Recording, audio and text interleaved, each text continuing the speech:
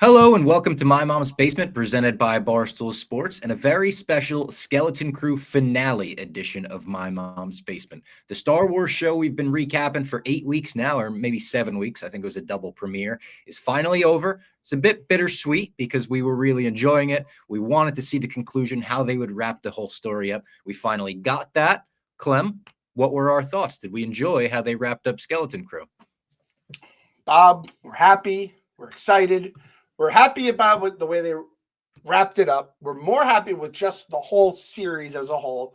And we're excited about the future. I feel like there is some good in him. There is some good in the Star Wars galaxy. There's a chance that they could make a bunch of good stuff again in the future. Because trying to think, like, Andor is obviously potentially a smash in its own right. The season 1 was awesome. But, man, I was still a little worried there after the Acolyte. And we walked away very, very happy. How about you? How did you feel about everything? I loved it. I probably thought we were going to get more like answers to the mystery that was set up, and they didn't necessarily go in that direction. It was more in the kids save the day direction, but I don't say that in a like derogatory way. That's not a knock on the series. It just had a different vibe than I was expecting almost, but I truly loved the finale. I thought it was great. There's so many aspects about it that I'm excited to break down, little homages, little things that I thought they did so well.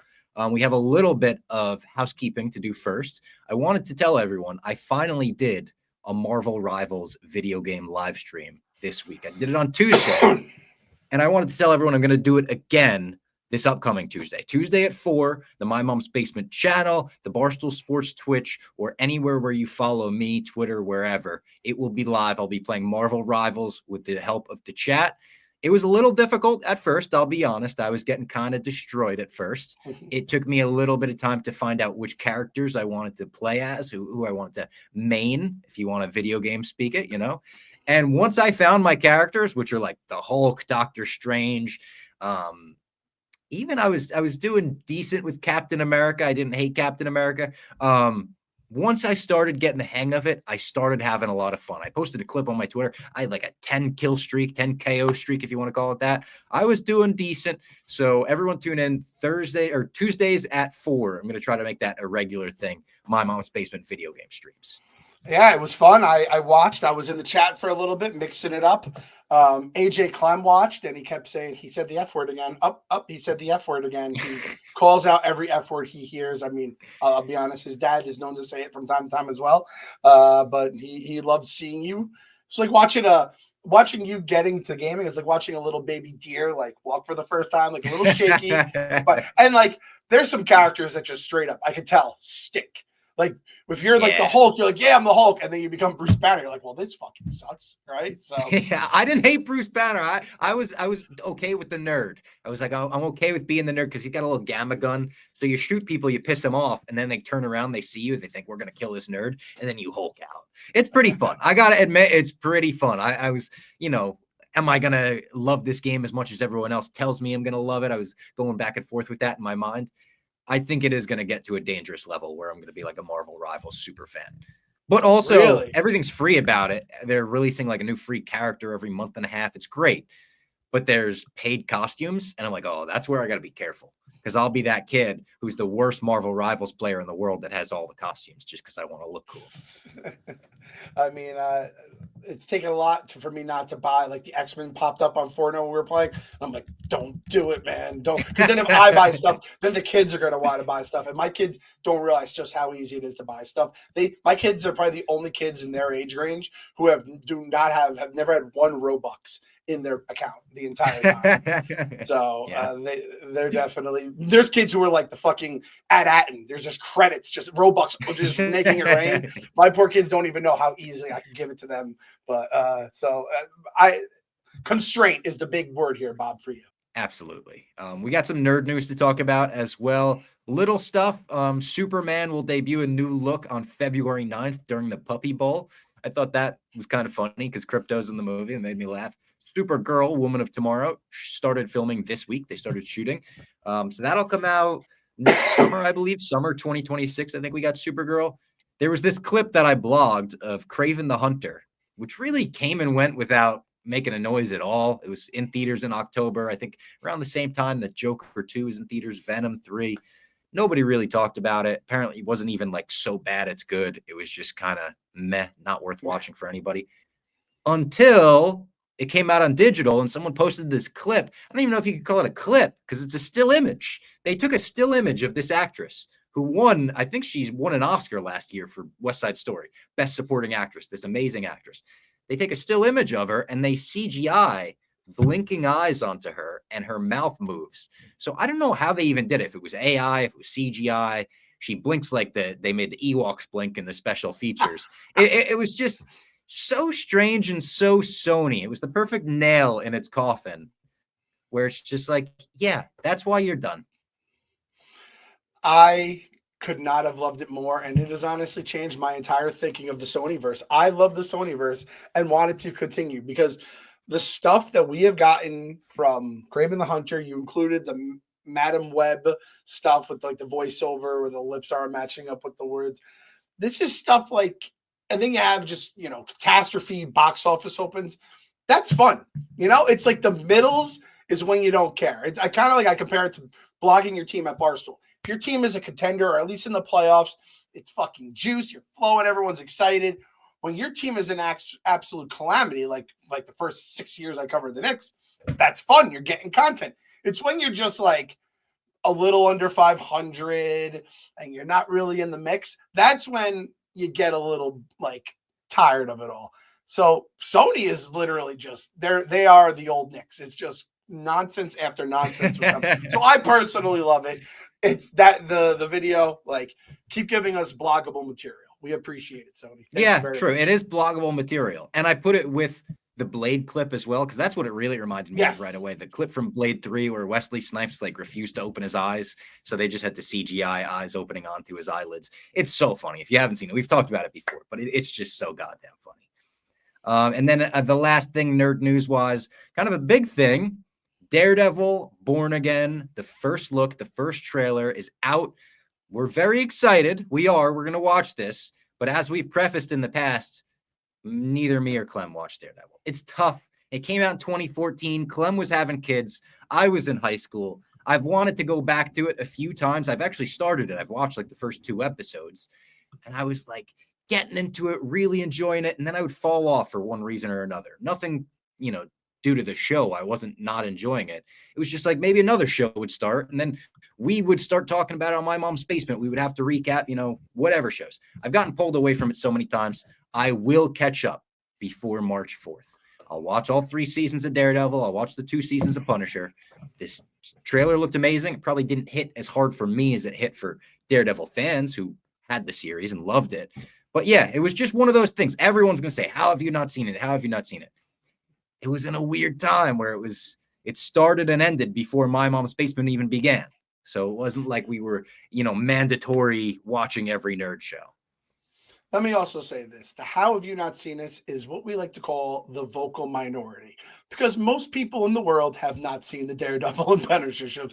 I'm talking overall world, right, The Bob? whole world. And even the nerd world. It's not like Daredevil and Punisher was the fucking Sopranos every week. It was like, holy shit, we got a new Daredevil. So I, too, promise that I will catch up. However, I will be catching up a different way. I will be watching a very nice, I imagine, well-edited YouTube clip of all the highlights, and I will learn everything I need to know because I'm just being realistic with my schedule and just my, what do you want to say, like my attention span. I know if I watch everyone by the first 10 minutes of the first episode, I'll be on my phone. I'll be watching, but I will not pay attention. I will be locked in for that entire YouTube. Also wanted to make this announcement on the pod. I imagine there's a few people in this boat. I know, I don't know if you are actually. I know Jeff D. Lowe. I went ahead and got myself to be fair, it's a free trial right now, but I subscribed to YouTube Premium. What do you think about that, Bob? Oh, so Lady Fox has YouTube Premium, and there's something weird about you can share it with people in your household and stuff. So they also have it. She's tried to share it with me a bunch. I think because my YouTube is like with my Barstool email. Something about it doesn't work, but I use hers all the time, and I've basically taken over her algorithm at this point just for the no ads. It takes all that stuff away. It's quicker. So now her algorithm is just full of Lego videos, Timothy Chalamet videos, fucking Batman breakdowns. But I am a fan. I think it's good. It's like, congratulations, Lady Fox. Your algorithm is now a 16-year-old.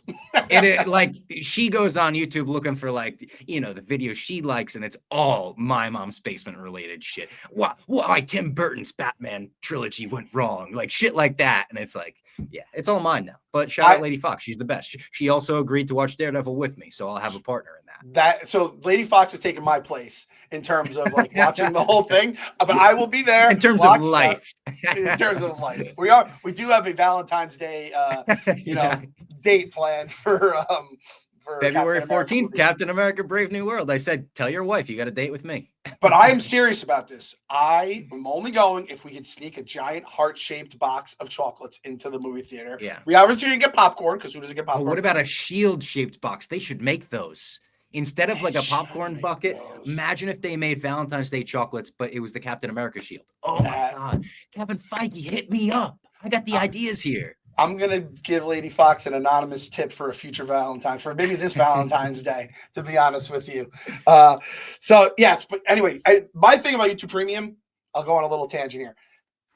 I don't even, I watch YouTube a little, and I do hate the ads. It drives you nuts. And a video like that I'm going to catch up to be a 30-minute video, be 30 fucking ads. It's going to drive me nuts. And it might have, but however, YouTube Premium seems to have the highest approval rating of any service in the world, because every single person who has it is like, listen, I know people think it's weird paying for YouTube. They're like, it's fucking worth it when you get it. So I'd say so far I've had it for about a week, and I do enjoy not having the ads, and you're like looking at all those little dots. You're like, this is going to be a beast of a watch right here. I also didn't realize that I could share. I thought I had to have the family plan to share with other people in the house, because I was like, because the kids have taken over. I have to now go to like my third Gmail address, because my algorithm is a bunch of stupid, Fortnite videos and idiot kid streamers whose voices, every parent's just shaking their head because they've been through that. So I'm like, I found one algorithm that it's pure. It's all my nonsense, kind of like Robbie's. So it's like, all right, you guys cannot go on this. Now that I know I can maybe give them stuff, and then I don't have to watch ads when they're watching YouTube, this is very good to know. So Daredevil, we're back. We're going to be all caught up by March 4th. Is that right? March 4th, it's out. We've got Muse in the series, White Tiger in the series. Obviously, Kingpin is the mayor of New York based on this trailer and based on the post-credit scene of Echo. Very cool. The Punisher, John Bernthal's Frank Castle, is in prison. I'm excited to see why he's in prison when I catch up on the shows and stuff. But just the thought of the Punisher in prison, Kingpin as the mayor, we're in Hell's Kitchen, grounded, gritty superhero vigilante shit. I love the idea of that. I love Daredevil himself, too. I like the Daredevil comics. I like the Daredevil movie with Ben Affleck, even. I loved that as a kid. I literally destroyed my VHS tape of that, because I would fast forward through the credits to see the Evanescence music video with Daredevil in it and stuff. I'm excited. I know I should have watched it before. I'll watch it now. Better late than never on Daredevil.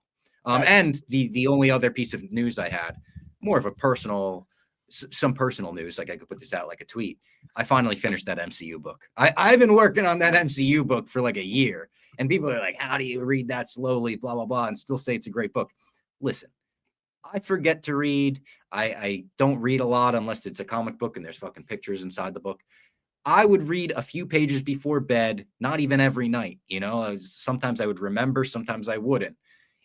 Finally finished. It's amazing. I would recommend audiobooks. I'm getting in on audiobooks. I finished 3 audiobooks this month already. I'm like diving deep in. It's one of my 2025 goals. But I would recommend the MCU, the Reign of Marvel Studios, to anybody. And if you're skeptical, go on Spotify. All the audiobooks are free there if you have Spotify Premium. Just scroll down, listen to the chapter about Endgame. It's like 30 or 40 minutes. Listen to just that. You'll want to go back and read the entire book, because it's so awesome, the behind the scenes information. Even I texted Clem. I was like, did you know that Pepper's armor as Rescue in Endgame is blue because of the blue dress she wore in the first Iron Man? Stuff like that you wouldn't even know in a million years. This book has it all. So highly recommend on the MCU book. I have it in audiobook form, and that's why I can't get on it, Bob. I got chapter in, loved it. I'm also a podcast guy, so it's I have podcasts coming in now. Yeah. I'm a big football. Obviously football takes a lot of time, podcasts, watching, all that kind of stuff. Once football season's over, that's when my time opens up a bunch. So I'm hoping I can finish the audiobook that my dumb brain can't even find time for during this. Is there any Daredevil stuff in that audiobook? Probably not, right? No, not really. It's more like very MCU, because now Daredevil was in an interesting spot for so many years because it wasn't connected to the MCU and the other stuff wasn't, but they were always, I think, hoping it would be, because like in the first episode of Daredevil, they referenced the Avengers and how New York is still destroyed from the battle. So it's like the Avengers was canon to Daredevil, but Daredevil wasn't canon to the Avengers. Gotcha. It was an interesting world like that, kind of like Agents of S.H.I.E.L.D. I think was kind of in a similar spot. Now, about Daredevil, too, just on the trailer, I have to say, everything that I hoped Daredevil as a show is going to be, I got in the trailer. Like a lot of violence. It's pretty fucking violent, and that's just the trailer, which they're allowed to show, right? So I'm feeling pretty good about that. I'm trying to think. We haven't had really a violent. Obviously, I'm thinking Creature Commandos was pretty gruesome, even though it was just a cartoon. But what was there a Marvel show recently that had some violence in it, or a movie that was more violent than Echo? A little bit. There was the Daredevil scene in Echo that got it, but it wasn't like it wasn't even like this trailer. This trailer had the knee snap scene. It had the arm snap, and you see the blood like rush through the sleeve. Crazy shit like that. Really cool stuff. So yeah, I'm with you. Charlie Cox is also great. I love Charlie Cox. I'm excited to see him as Matt Murdock more. That's the role that he's most known for at this point. But really excited about that. Before we move on to Skeleton Crew and get into the finale there, let's tell everyone about one of our favorite sponsors, Game Time. We love getting out to live events here at My Mom's Basement, whether it's a concert, a football game, a comedy show, a wrestling match, maybe even a fight. And we always use Game Time, the official ticketing partner of Barstool Sports. You know how much we love it already, but now with their brand new Game Time Picks feature, they're making it even easier to get out to a game. Game Time Picks filters out the fluff to show you only the incredible deals on seats, so you don't have to waste time searching through thousands of tickets. If you go to Game Time right now, we could look Knicks at Nets next week, Tuesday. $70 gets you in the building. I was actually just looking at Chris Stapleton is coming to MSG July 25th. So you're looking way ahead to the summer, but get those tickets now for $132 on Game Time. Love Chris Stapleton. A little smooth as Tennessee whiskey. Give you a little Game Time stuff there, yeah. Pull up that GT Picks setting at the top of your screen or browse the best local Game Time Picks deals near you on the Game Time homepage. What are you waiting for? Get those tickets now. Take the guesswork out of buying with Game Time. Download the Game Time app, create an account, and use code MMB for $20 off your first purchase. Terms apply, but again, create an account and redeem code MMB for $20 off. Download the Game Time app today. What time is it? Game time. All right, let's get into Skeleton Crew. The finale, I think it was called like The Good Guys. These are the real good guys. Real good guys, yep. The real good guys, which was a reference back to when they saw the X-Wings and they were like, oh, those are the good guys. So you immediately, and with the previously on, have that in your mind of maybe we'll get those X-Wings back this episode. And it was it felt like the third act of a movie almost. Like the third act of the entire episode felt like that in particular, but everything about it, we were almost like thrust into it. Felt like a two-part finale with last week. Do you agree with that? I think that's a fair point. I thought this episode, in terms of, I don't even know if the pacing's the word, but it just felt like everything happened so fast where the first, obviously, like X amount, 7 episodes, everything was a slow burn, which makes sense. And I was going to be like, how am I going to like criticize this? I was like, you know what? This is a kid's movie, so who gives a fuck? I'm sure Goonies, if you rewatch Goonies, you'd be like, oh, that all just kind of goes really quick. Again, not going to criticize and put the fucking snarky Star Wars voice on for that. That's what it was. This show fucking delivered. And wait, we turn on the sign on? Oh, the sign is on. Click that sign on, because it truly, like, we'll go through a little bit of it, not quite scene for scene, but there's so many little things that John Watts did, because he actually directed this episode as well. There's so many little things that he did in this where I was just like, this motherfucker gets Star Wars and he gets what it should be and the feelings it should evoke out of you and the way that they play the hope thing. Let's go through it a little bit and dive in a little bit. It begins with Jod taking Fern and her mother hostage, and then he sends the rest of the crew off, but has the supervisor droids watch them, which immediately I was like, I know this guy's saying he's the emissary or whatever. He was able to make it onto the planet. So that gives you a little bit of all right, if he was able to make it onto the planet, he's got to be who he says he is, because people aren't just coming into Ad-Atten. At the same time, you had to run a better check before you just like listen to this guy like he's the king of AT-AT. It was like, hey, watch those people. And the supervisor droid's like standing there watching Wim and his dad at lunch or dinner, whatever they were having. Kind of crazy.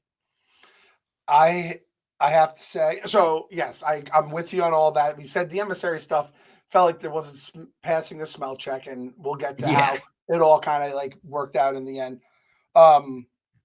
Just because you mentioned her, and we're going to talk about her obviously at the end. Is it crazy that I expected more out of Fern's mom? I'm like, listen, lady, I kind of did too. Fucking something here, because like if you're raising someone like Fern, I feel like you have a little bit of. I thought she had a little more fucking little pirate in her, for lack of a better term. Yeah. And I just didn't. I'm like, come on, lady, do something. I hate your daughter, and I hate you now.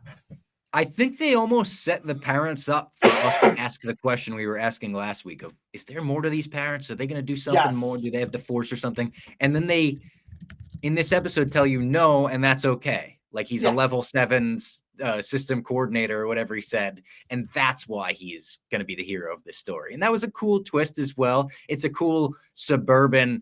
This episode is almost like an alien invasion in Star Wars. Like it's the first time we've gotten like aliens invading quote unquote Earth, even though we have some aliens like Neil and stuff. Huge Return of the Jedi vibes too. When John is taking them up the elevator to meet the supervisor. Anytime we get something, we're going to meet the Emperor, the supervisor, and they get on the elevator, it's such an obvious homage that I really appreciate stuff like that. Yeah, maybe it's more obvious, clearly more developed because it's like the suburbs, but it's like foresty planet. I did have a little bit of that, and it's like these people who are just completely overmatched in terms of the technology of the invading people. And speeder bikes, hover bikes, it wasn't a speeder bike chase, but we got a chase scene. That was fucking great, by the way.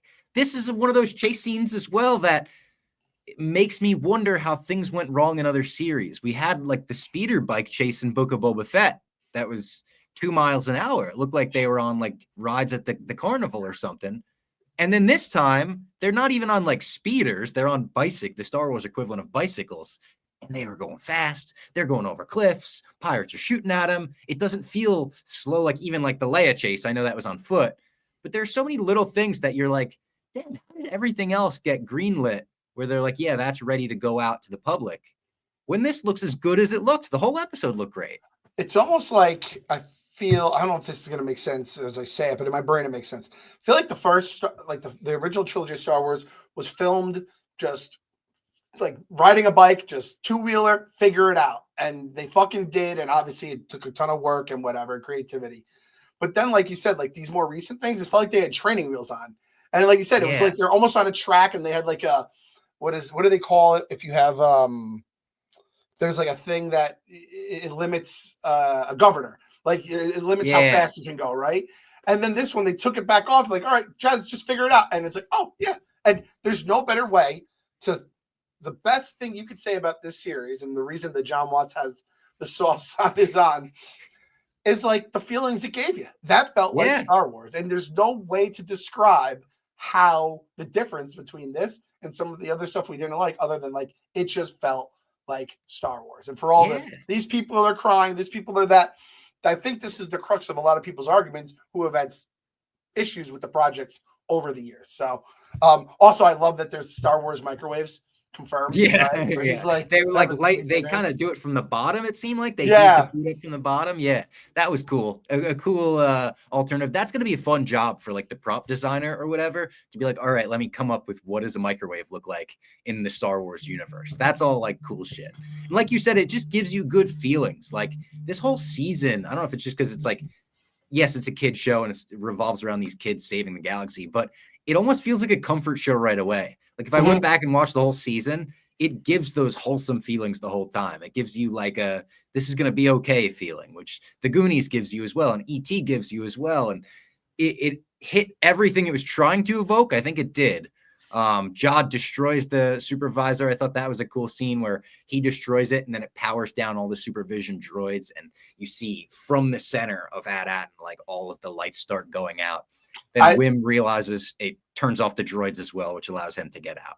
Yeah. My favorite part was just like, it was so refreshing to have a droid have some logic to it. He's like, wait a second. Yeah. which one are you lying about? Being a Jedi He sees or right being through an him. emissary? I love that. And they're like, our last transmission was that all the Jedi are evil. So tell me what's up. And I was like, oh, fuck, we're going Order 66 level. And then Jod also being like, fuck, I guess I got to destroy this thing now. Stabs the thing.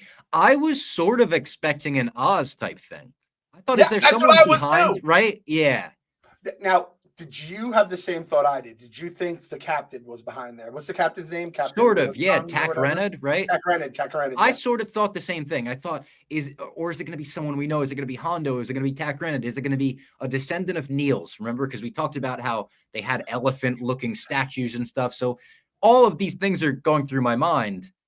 But yeah, wound up being nobody, and I'm okay with that. I think it's kind of cool that a droid was running this planet, and this is the supervisor they talk about, is this big fucking weird Roomba-looking droid. Hand up. A lot of elephant slander by me on last episode. Turned out to be wrong. Yeah, we're gonna get chances. Elephant slander and Fern slander early on in the show. Fern wound up being okay, I think. I said I do not like I do not like the name Fern, and I don't know if I'll ever like the name Fern. No offense to our Fern listeners. They're the only Ferns I like. And like, I don't. Fern was kind of being like, oh, come on, mommy, kid by the end. If I'm going to have a Fern, I want a Fern who's fucking taking charge, aggressive, little bit of prickers on that Fern. You know what I mean? Yeah. And I just, I wanted more out of her. But just the kids in general, the way they were designed, the way like you looked at them, that was something that, I don't know, they just didn't have the same breadth as other Star Wars shows. I used the word breadth here on the podcast. Oh, yeah. I guarantee no podcast at Barstool has ever used that. Maybe the Anus Boys, they surprise you sometimes, you know, but no other podcast other than My Mom's Basement. So the kids have to save the day here, and Wim goes off and rides a bike with his friends. His dad's yelling at him at first, but then the dad joins, and they have that nice moment where he's like, can you turn it off? He's like, son, can I turn it off? I'm a level 7 system coordinator. Dude, anytime you have a job that kind of just feels like grinding away in the cubes, and then you can apply that job as a quality assurance analyst for years at ESPN, whenever like a app would come up at a job, I was like, buddy, QA analyst right here. I even say to the people at Barstool, you got the new apps. Like, you guys use Jira to log your bugs or what? Like, I'm here talking industry. I was so happy for that fucking guy. And I kind of hated that guy the whole time because he's such a fucking. I know. I'm going to say square. Something. Little Shay vibes on him. Would you say that's fair? Che vibes? Yeah, definitely. I mean, Che could be, if you told me Che went out into the Star Wars galaxy, became a level 7 system coordinator. Yeah, correct. No doubt. For sure. Good for Che. Like he's the man. Yeah. Good for Che. Yeah, I could definitely see that. And then while they're up there kind of distracting Jod, Fern and her mom are up there with Wim and his dad. Neil got like blown away earlier on in the episode. And he's like, just go without me. And I thought they would be like, we can't, but they were like, okay. And they just keep going. And then KB has to go in the ship, get outside the barrier. Cause it was like, they shut it down, but didn't totally destroy it. Then she goes outside to try to send a message to the rebel owl, which was Kim, spelled funny. And now she sends this message to Kim, talks to her on the hologram. She's like, hey, can you send those X-Wings? And she has a line like, X-Wings, I'll send the whole friggin' New Republic after you. And here's where my mind again went to cameos. And I know it shouldn't, but I'm like, all right, well, at the end of the last Mandalorian season, he kind of made a deal with the New Republic, right? Where he's like, I kind of work for you now. So I was like, are we getting the Mandalorian showing up to take down the pirates again? Because he was good at it. But again, they kind of went the opposite direction. And it was just X-Wings. It was B-Wings as well. But it's the New Republic. They are the ones who get to save the day here. It's kind of nice because it's like, yeah, we hear a ton about the New Republic being good for the galaxy and the X-Wings saving the day, but we don't get to see it a ton. It's usually our heroes with the help of the X-Wings. It's nice to be like, all right, the X-Wings are a force. They can come down and start chopping these pirate ships up, sending pirates to the clink. I liked all of that. Yeah, because usually the New Republic, they're going up against whatever that iteration of the Empire is at that point, and those motherfuckers are ruthless and they win. But pirates are lower on the food chain. They're a much smaller fish. So it's like they're just like, oh fuck, X-Wings, this is gonna be a problem. So I did appreciate that as well. This whole thing where it was like getting the ship, taking off, getting to the bird, then the bird getting the X-Wings. I'm speaking in dumb Clem. Then destroy the whole the whole barrier. They blow the whole thing up. Yes. And then getting rid of all the pirates. That was a lot in a little time. So that was when I was talking about, and hey, that's fine. I'm not going to complain about You're right about that. And even mixed into that is KB's ship going down and them thinking she crashed. And there's a lot in a little. Yes. And again, if it was an hour-long episode, I'd be like, oh, that was a little long. They could have started. Like, I'm not complaining at all. It's just that was like, oh, shit. Like, I feel like it was so deliberate, all the other stuff, to get to where they did it. It's like, how the fuck are the X-Wings going to get here? That was like 3 episodes worth of shit to get to that point. And granted, the kids didn't know what they were doing on the ship. Anyway, but yeah, like you said it perfectly, though. The New Republic is always just getting their dicks handed to them. It's kind of nice to see them be badasses for once. Yeah. And then we kind of have a Vader spinning out ending for Jod. It reminded me of that, where he's watching everything go down, and he has that moment where he, looking at the window, realizes he has failed in this moment. And Wim getting in the elevator almost reached out. Like, Wim feels the light in him still. Wim has that hope that every main Star Wars character should have, but they just leave it there. And I have a feeling we'll see Jod again, whether it's a season 2 of Skeleton Crew. I don't know. The viewership was down. I don't know if they'll get a second season, but I think he could show up in a Mandalorian movie. He could show up in the eventual Dave Filoni movie, as can these kids. And I think it would mesh well. I think it would be cool if they crossed universes. It is the same timeline. But as far as the ending of the show itself, I thought that gave 80s vibes as well. There was an article I read a while ago, I think it was on Uprocks or something, but it was by Mike Ryan, a writer I like.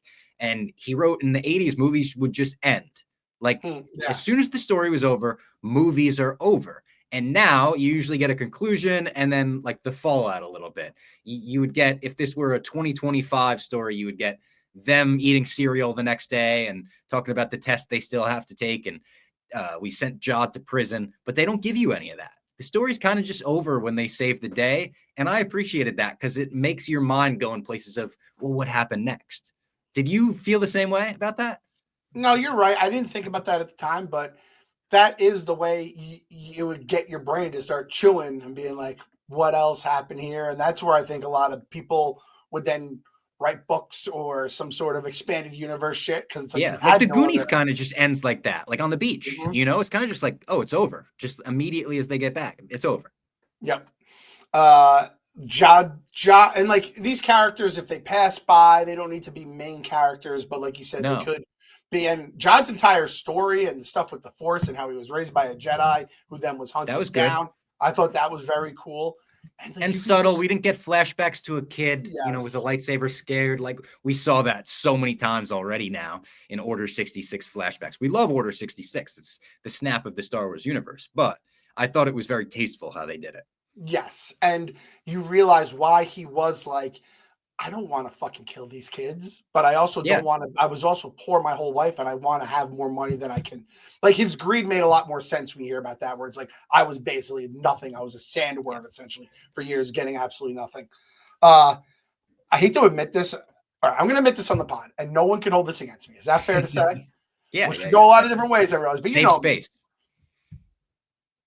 There was a moment when Jod had his gun pointed at Wim, and I thought it would be funny if he shot him. I just thought it would be funny. Maybe it would have been funny. No doubt it would have been funny if it was just like, boom. And like, just like, oh my God. And like, shot him Wim also had a lightsaber moment. That was like good for him. He got his lightsaber moment. I was happy for that. But I like, there's times where I'm like, I just wish Jod had like a little bit of heel in him where he's like, shoots him in the kneecap or something. So that would have been good.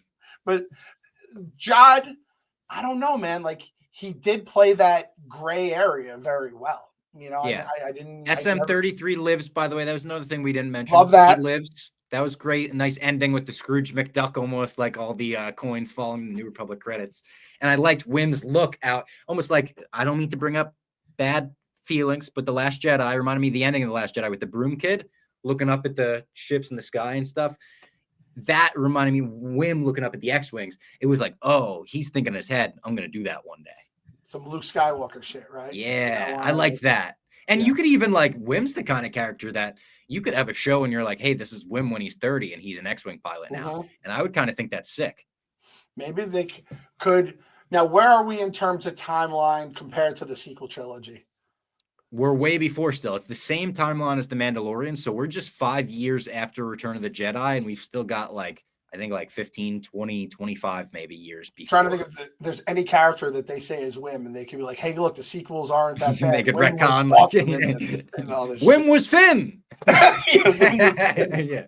The pirate ship was badass. When the pirate ship was badass. Because this is the thing about pirates. When you see them and they're just a bunch of odd misfits, it's basically like you're looking at the Surviving Barstool cast at any point. Yeah. You're just like, look at these fucking clowns, and they're just motherfucking each other. But then, like, if you're a town being invaded by pirates, that's horrifying. They are. The way it came through the clouds, yeah. Yeah, they're pillaging your shit. You know what I mean? Yeah. Taking over. So, like, I love that the pirates became, like, the pirate ship was legitimately scary and badass until the X-Wing came and fucked it up. So I did appreciate that as well.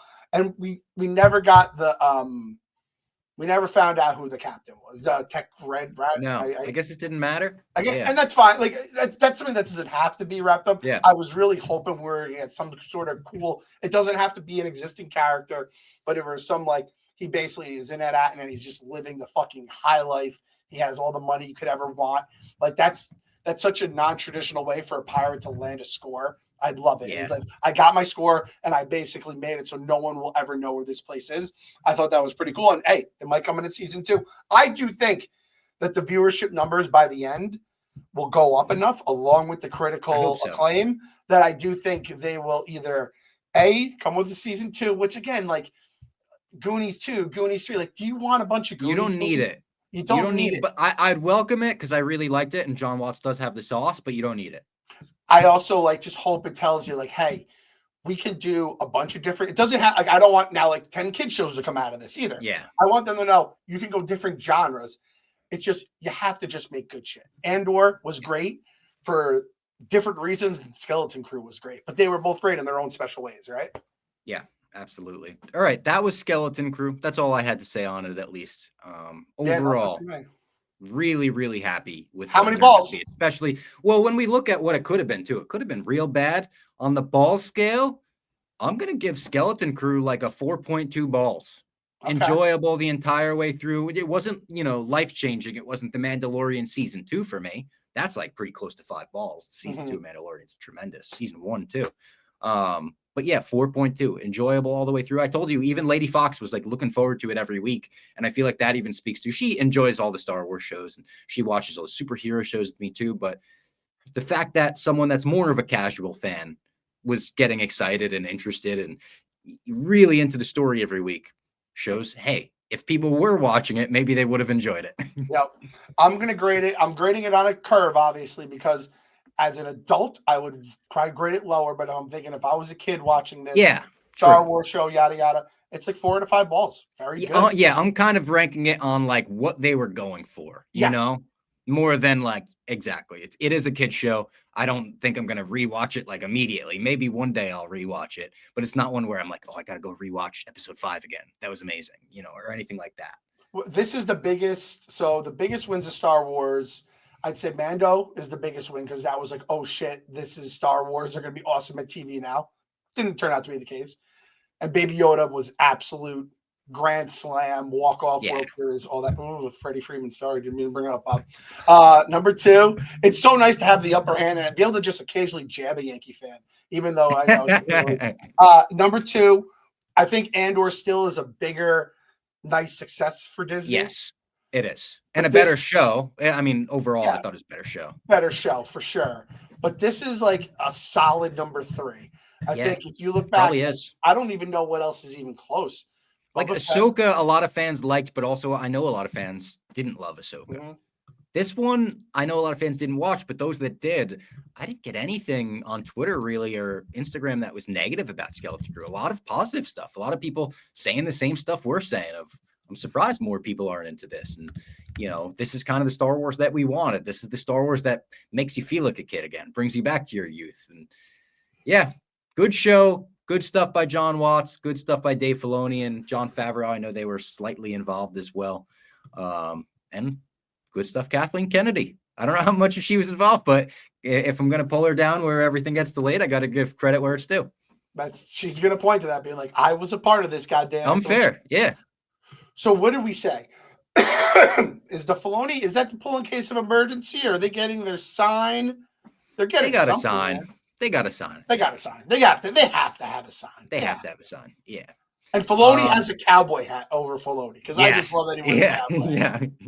And Jon Favreau has like a halo because he's just the best. He's an angel. Let's tell everyone about DraftKings before we move on and talk about the finale of Surviving Barstool. So spoilers ahead. But DraftKings, the NFL playoffs, we're talking about the NFL playoffs. That's right, in my mom's basement. Get in on the action at DraftKings Sportsbook, an official sports betting partner of the NFL. Clem, I think they heard that my team is in the NFL playoffs, and they're like, we absolutely need to get ads on my mom's basement here. I think they're like, it's necessary. He's obviously the man who speaks for the Commanders. Biggest sports show at Barstool, some people are saying. Some people do say that. And DraftKings says scoring touchdowns is the key to winning in the NFL playoffs. And the key to you scoring big is betting on them at DraftKings. It's the #1 place to bet touchdowns. It's very simple. If you're ready to place your first bet, try betting on something easy like picking a player to score a touchdown. Then go to the DraftKings Sportsbook app and make your pick. Here's another reason why it's easy to watch your favorite players crush it in the playoffs and why it's fun to watch your favorite players crush it in the playoffs. New customers bet $5 and you'll get $200 in bonus bets instantly. Score big during the NFL playoffs with DraftKings Sportsbook. Download the DraftKings Sportsbook app and use the code BASEMENT. That's code BASEMENT, all caps BASEMENT, for new customers to get $200 in bonus bets instantly when you bet just $5. Only on DraftKings Sportsbook. The crown is yours. What a deal. $5 bet and you get 200. That's amazing. I talked about on the rundown the other day. I was one of the winners of the King of the End Zone. I got a $365 best bet, and I think we're going to roll with a Travis Kelce touchdown. So we are in touchdown land. Oh, nice. Nothing better than rooting for it. I love touchdown bets. I love touchdown bets. I love Taylor Swift. I love Travis Kelce. Yeah. I love DraftKings. Yeah. I love it as well. I love the love. All right, let's talk about Surviving Barstool. It's over. It's finally concluded. Finally, we can talk about it without being like, we're about to spoil it for everybody. Like, we've been talking on My Mom's Space. We've had to edit stuff out because we're like, could this be construed as a spoiler? I don't even know. Now it's over. Spoilers, spoilers, spoilers. Congrats to Rhea, the winner of season 4 of Surviving Barstool. I was very happy to see it. I'm obviously very close with Rhea. We've been friends. We came in the same intern class. We went into Surviving Barstool saying, hey, if we're on the same tribe, we'll be an alliance. Never wound up making it there. I was out in a cup of coffee. But I was thrilled to see it. It was a crazy episode. It was very uncomfortable for big portions of the episode. I almost texted you like, all right, we're done recapping Surviving Barstool now. We ain't doing this. But yeah, even Mama Fox texted me and was just like, these speeches are very uncomfortable. And I was like, I know, Mom. I told you it's going to get real contentious in the end. I was wondering if it was just me because I am not a confrontation person. It's, again, one of the reasons why I think if anyone said no to Dave asking you to be on Surviving Barstool, you're not basically leaving the company, but you're basically putting yourself in like the Smitty tier in his like enemy list, right? And it's like, why would you do that? I just know if I'm on it, I will stink at it. If I try, I will stink even worse at it. So I'd have to basically go in with the biz strategy and just be, and then when it's all said and done, I would just hate to be in that room as all these things are being said. That was when I was grateful I was out. I was like, all right, thank God these guys fucking kicked my ass to the curb in 2 seconds, because everyone just, the fact that they all had to sit there while Kirk is yelling at Dan and Rhea's obviously giving this like powerful speech about all she's gone through and Dan's yelling back, and it's just Will and Rico went at it yesterday on the reunion too. And that was funny when Will was like, here's some prize money from last year. Rico turned around like he said, go get your fucking shine box. Everything is just so contentious. Again, I have to say, why did people think being nice would be like the key to winning this game? Yeah, it worked for like Biz and stuff, but Biz is also a professional athlete who could win these games and stuff. Like, looking back, people said, would you do Survivor again? Jeff asked the whole cast, and everyone, was raising their hands if you would do it again. I would do it again because I had a lot of fun, but there's no chance I would be even slightly decent at it. Like, I hope we run it back, but do a different game show format, because there's no chance in a million years I would ever be good at Survivor. Yeah, it's tricky. And like I said, like a guy like Biz, he's also like a good athlete, and he had like alliances too, Totally. Yeah. Alliances coming into the game, like the pro athlete connection, Like Megan making money, she made it to the finals without alliances, but again, it was hard for her to get votes at that point because she didn't have alliances. So it's I was trying to think like what speech would I have made if I was Megan, and it's a really tough spot, especially when you have these, a lot of those people are killers in that room, and that's why they're mad because they weren't able to kill other people and make it. And I'm like, the only way you can do is, and she kind of did this in a sense, but be like, I'm trying, because like that's Megan's route to the finals is basically the only way I get there. It's like you play you're nice, you kind of just let everyone else kill each other, and hopefully you're like standing like Don Cheadle in Boogie Nights at the donut shop, right? And I would have been like, listen, guys, you can give the prize to whoever had the best game, or to Dave because Dave's Dave and Rhea, they did the thing. Or you could just say, fuck the game, fuck these backstabbers. I'm gonna give money to someone who needs it, has 2 kids, and is a good fucking person. And listen, is that the Survivor way to vote? Who gives a fuck? This is all game. It's all. There's no rules saying you have to vote for the person that played the best game. No, it's whatever you want to. And that's what people have convinced themselves, because that's what usually happens to Survivor. I completely understand. But if she could have, I don't know if there is a way to make that argument with that specific group I don't know. She would have had to make it so anti-Dave and Rhea's alliance to get the house almost, because Roan and Kirk, I think, talked about that right before they went off to vote. They showed a quick clip of them talking in the house right as everyone was getting in a car to go back to the house. And I think they were kind of like, yeah, what if we just say, fuck their alliance? Like, I know you guys rigged it or whatever they were saying. Like, why don't we just give it to her to say fuck you to them? And that was almost like, it wasn't how the house was feeling, but it was a thought that was brought up. But I don't know if there was, at that point for her, unfortunately, I don't know if there was any speech she could have made to turn the jury. It seemed like the jury was pretty locked, although the jury seemed like they were going to vote for Dave going into that as well. I thought the way it was edited, again, shout out to all the editors and the behind the scenes people that worked on it. I felt like I knew who was winning that. And going into the final edit, I was even like, oh, fuck. I don't know who's winning this. The 2 votes to 2 votes to 2 votes. And then Rhea takes the lead. But yeah, congrats to Rhea again. She played a great game. She's getting shit on online right now, which is tough to see because it's such an over-the-top extreme level where I want to remind everyone, this is a reality show where it was a game, and the point of the game is to backstab and manipulate and lie. This isn't like who these people truly are at their core. You know what I mean? Like, I think there's a disconnect also because our life to a point is a reality show, not in this sense. We're not getting voted off islands and stuff, but so much of us is on camera at all times. I think a lot of people feel like they know us, which is a great thing and a benefit of Barstool, because for the most part you do. But when you're in the context of Survivor and in the context of sleeping in that office for 7 days and literally having to backstab as your main objective and goal to the game, that's not like a reason to judge someone's character. That's not just Rhea either. Other people are getting shit on in the game as well. But it's one of those things that, as their friend and coworker, it kind of sucks to see. Yeah, I mean, I also think it's like a product of, I think Dave said it on the unnamed. So if you go to Twitter, you're going to have Twitter's usually a much more evil place, for lack of a better term, where you just have people just spewing just vitriol and hate. And then Reddit could sometimes be like that too. Whereas maybe Instagram, you have more like girl boss and all that kind of shit. For sure. And there's, I don't even know if it's normal. It's just more positive people, and a lot of times it's hooked up to your Facebook. So your name and your actual, instead of just, fucking Texans fan 69 420 guy is just shitting on you. Yeah. It's a little different when you actually have to put a little more, there's a little more real in the world. Also, I have to think so it's also, Rhea catches a lot of shit. I thought Rhea played, from day one, I was like, she played the best game for sure. She was controlling the whole thing in the palm of her hand. And I do think it was, like Dave said, 60-40. Dave definitely played his role as well. And the pink wedding cannot be understated.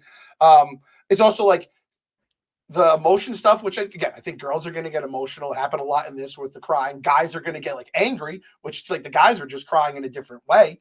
Yeah. It's also but then to go from she's crying to then she's taunting people to then crying again. That's back and forth. But I also do think playing a game where there's 20 something eliminations in 7 days causes an absolute fucking brain pretzel. Now, if you do Yes, that over 3 totally. weeks, it's a different kind. It's a marathon. You're so worn down from it. But doing it all in condensed time, it's like binging a show versus watching a show throughout the season. I think it fucks with your brain. It changes your brain in 2 different ways. So I think that's a big part of it. And then the other thing everyone's talking about is the game rigged? Is it, better towards Dave? And I used to say it is kind of crazy that like Dave could scare certain people, probably 2 people in this podcast included, to not wanting to vote him because it is a real life thing. And then I thought about this and I'm like, in Survivor, you don't see these people. They're gone out of your life and you can do whatever you want. Surviving Barstool is not the same. And I said, well, half of the title of Surviving Barstool is Barstool. You work at Barstool. That's just the reality of this show. So if Dave's there, Dave's not there. If you're worried about what Big Cat could do to your career, or if you're worried about having Kirk send his minions at you, that's part of Barstool. So that's part of the you work game. At Barstool, that's part of the game. You just have to realize that if you're a fan of the show or a viewer of the show, and people who don't follow Barstool may not know as much, but that is just as much a go part watch of season 3. Else. Yes. Like that cast recognized that, and that cast got Dave and Dan out pretty early. Dan, he was the first one out, and Dave a little later. Like, yes, when Dan came to me day 1 and said, hey, Smitty's the move. Maybe in hindsight, I should have said, oh, fuck. Let me go to Smitty and say, Smitty, your ass is on the chopping block, and let's get Wallow and let's try to get Mince. We could have tried to scramble something there, but it's just like we didn't. We chose to listen to Big Cat in that moment. Maybe part of it was due to, he has like big stature here. Maybe he would be a good person to listen to. That's all stuff that was on us to realize going into the game. That's not like hindsight's 2020. Oh, it was rigged.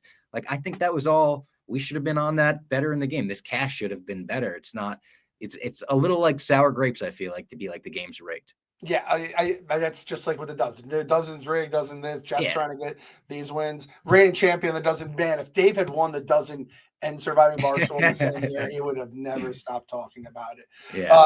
By Dave the way, basically is considering it a win just because he got Will Compton out and stuff. Him coming out in the jersey was hysterical. Even Dave, Will couldn't hide his laughter on that one. You know this, I know this, any OG Sully knows this. Dave's face and his voice after hearing about Will's text message, that was better than $250,000 in his bank account will ever do to him. Yeah.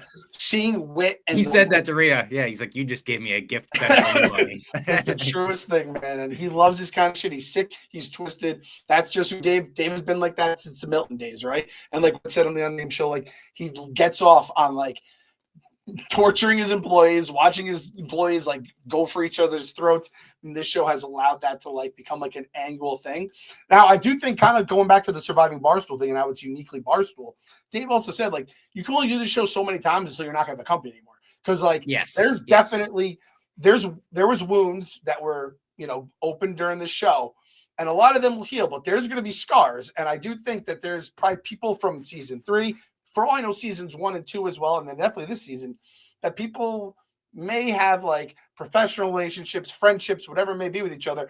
But there's times where it's never going to be the same. There's probably people back in the day. My Rico Bosco used to you'd be dead to him for the rest of your life if you didn't talk to him long enough at a Mets game, right? So it is kind of crazy. Rico's dead to me from the game. We haven't talked since the game when he went up to my tribe and said, "You got to get Robbie out. He's very likable. I swear him off for life," and we haven't talked since.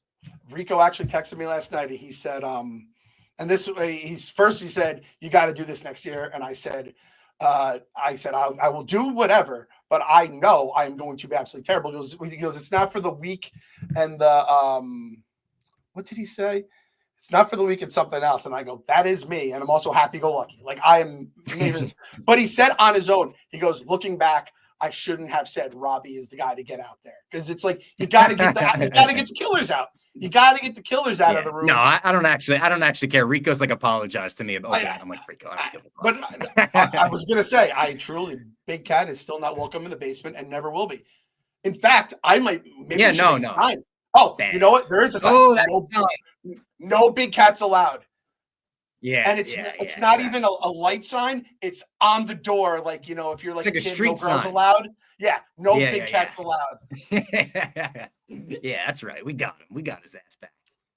All right, that was Surviving Barstool, the finale. That was Skeleton Crew, the finale. Interesting how it lined up. We had finale week in my mom's basement this week, and we'll be back next week talk about, I don't know, nerd news and whatever the hell else we talk about. Maybe I'll get some Daredevil crushed by then. We'll recap it there. But remember, I'll do a video game stream live on the channel, Marvel Rivals, Tuesday at 4 p.m. Join the chat. We can talk. We can chop it up. You can give me some advice.